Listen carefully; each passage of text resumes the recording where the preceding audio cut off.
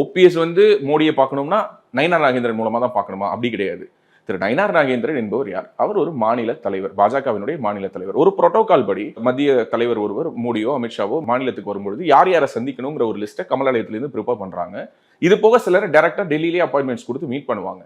இவர் ஒரு நட்பின் அடிப்படையில் இருவரும் சேர்ந்து ஒரே கட்சியில், ஒரே தாய் கழகத்தில், அண்ணா திராவிட முன்னேற்ற கழகத்தில் ஒரே நேரத்தில் மந்திரிகளாக பதவி ஒரே மாதிரியான ஒரு சீனியாரிட்டியில் பயணம் செய்தவர்கள்.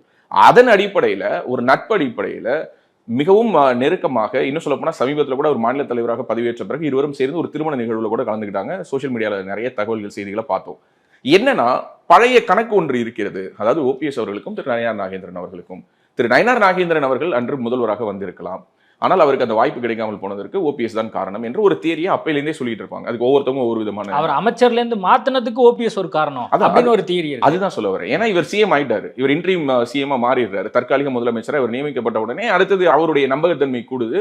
அதனால இவர் வந்து இவர் விலக்கிட்டாரு. இருவருமே ஒரே சமூகத்தை சேர்ந்தவர்கள். இந்த மாதிரி பல்வேறு காரணங்களை இதுக்கு அடுக்கிக்கிட்டே போகலாம். இது எதுக்குமே ஒரு ப்ரூவன் தியரியா எந்த ஒரு இடத்திலாவது பொதுவெளியில், நான் சொல்வது கடந்த 10 ஆண்டுகள்ல மட்டும் இல்ல, 2001 இருந்து 2025 வரைக்கும் இந்த 25 வருஷத்துல திரு ஓபிஎஸ் அவர்களை பற்றி திரு நயினார் நாகேந்திரன் பொதுவெளியில் எங்காவது ஒரு டெரகேட்டரி கமெண்ட்ஸ், ஒரு நெகட்டிவ் கமெண்ட்ஸ் எங்கேயாவது பதிவு பண்ண ஒரே ஒரு வீடியோ நீங்க காட்டுங்க. அதே மாதிரி திரு நயினார் நாகேந்திரனை பற்றி எங்காவது ஒரு வார்த்தை மிக குறைவாக தரம் தாழ்ந்து திரு ஓபிஎஸ் பேசின ஒரு வீடியோ காட்டுங்க. கிடையவே கிடையாது.